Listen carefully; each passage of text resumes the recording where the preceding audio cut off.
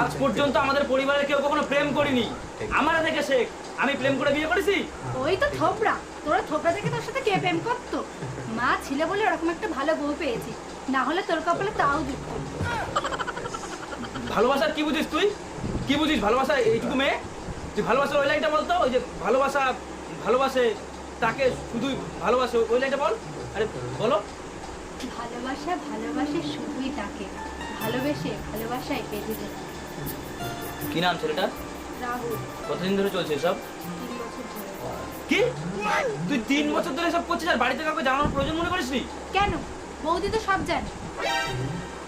আচ্ছা, তার মানে তুমি সবকিছু জানতে, অথচ তুমি আমরা জানানোর প্রয়োজন মনে করোনি। দাঁড়াও, তোমার হচ্ছে। আরে শুধু আমি নাকি, তাই মা আর দীপকও তো জানতো।